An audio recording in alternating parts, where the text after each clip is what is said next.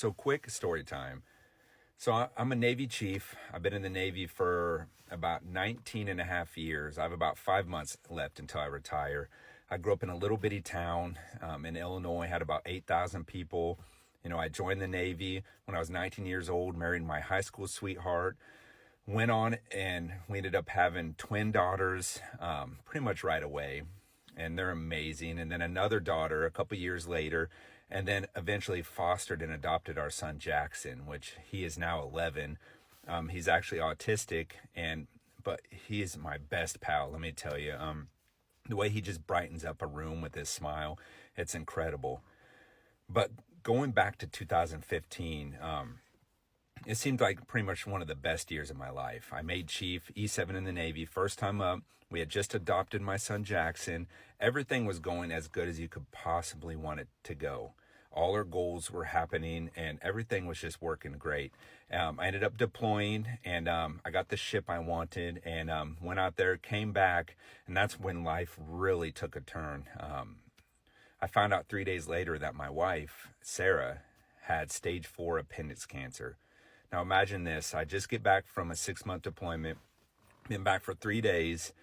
We haven't even fully integrated myself back into the family and found out she was sick. And there she was, 28 years old, stage 4 appendix cancer, about a week before Christmas.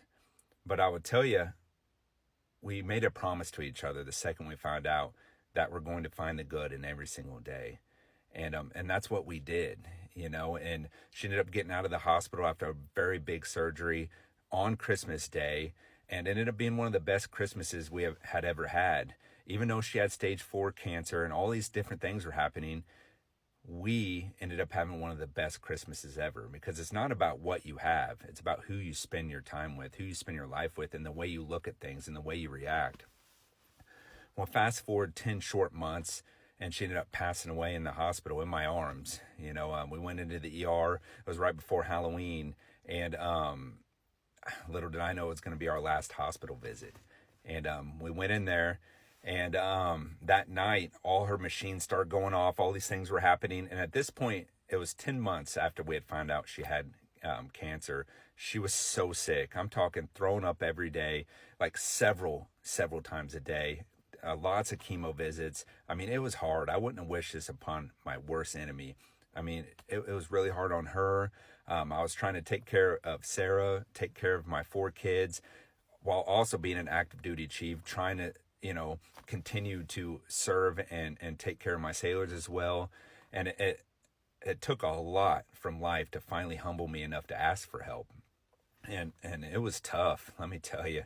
And, but before she passed away that night, I'm telling you, all her machines and buttons, all these things were going off. It was crazy. Like 2 a.m, all these doctors came running in and nurses, and it's like time stopped. And then they looked right at me and they said, "You have a really hard choice. You can either choose to put her on life support, where she will suffer, and you can't treat cancer while she's on life support, and it was just going to be rough, or we can take her up to the ICU and make her as comfortable as she could possibly be, and you have anywhere from 24 hours to 4 days with her." And let me tell you, talk about one of the hardest decisions of my entire life. And I was standing there just kind of freaking out. And then I look through the crowd of doctors, and I look over and I see Sarah, and she gives me a wink. And we had talked about these things a lot. And so I knew what to do. And I ended up, we took her up to the ICU where she was comfortable. And that next couple of days, I remember her talking to all her good friends, her family, and then me. She got to me and she made me promise 3 things. She said, "No matter what, continue to find the good in every single day. And I know it's going to be hard. And then continue to do good for others, because the whole world deserves to feel just a smidge of kindness. And then open my heart up for love again." And I said, "I guarantee I promise you I can do the first 2, but open my heart up for love, that's crazy. Like, you're the only person in my life." She's like, "You have to promise, because, you're only 30 years old, and, someone deserves to feel your love." And so that next day, she ended up passing away in my arms. And I remember laying there crying for literally what felt like hours, not knowing what I was going to do, and walking out to our minivan, leaving that hospital without her in that wheelchair, and going home and talking to the kids and wondering how I'm going to get through whatever life was about to throw our way. And I remember going back to mine and Sarah's room and sitting the kids down and telling them, it's not your fault, because we know kids' imaginations will take over. And I said, no matter what, we're going to stick together. And that's what we did, and I remember spending several days just staring out the front door, wondering how I'm going to do what I'm going to do. How am I going to take care of the kids? What am I going to do career-wise? And all these worries were flying through my head, but somehow I just knew it was going to work out. And it has, and you fast forward now about 7 years, I'm now actually remarried. And that's a whole other story in itself, to a beautiful woman named Wendy. And she actually has the same birthday as my late wife, Sarah. And that was a sign that I kind of followed when I first started talking with Wendy. And we were friends at first, legitimate just friends. And then we eventually got married, and now we have a huge blended family with 6 kiddos. And blending a family isn't easy either, believe me, folks. And but we managed to do it. And we do it by just communicating with each other and being honest. And let me tell you, it's been wild. I have a crazy life, and I think we all have a crazy life at some point. We all have hardships. We all either have or will or are going through something.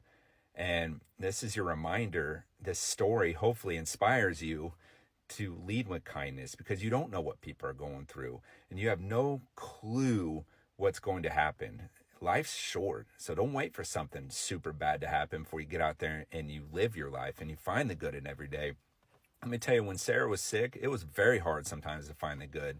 But we'd either, at chemo, we would sit in this thing called the bamboo garden and just talk about life, and that was our good for today. Or rather, it's going to Disneyland, and even now finding the good in every day. You gotta find a way, no matter how hard life gets, and it can get wild. And life tends to just come out of nowhere and hit you with that left hook, and it may knock you down, but you can't stay down. It's okay to go down there, and it's okay to be sad or mad or glad or whatever emotion you have, but don't stay there, because you're important. And listen, if you need help ever, rather it's through therapy or anything else, or just friends, ask. It's not a sign of weakness. It took me years before I finally got up the nerve to get therapy and get help. And I'm still working on it. I'm still working on me. There's days where I cannot figure out why I'm so sad. I have no clue why.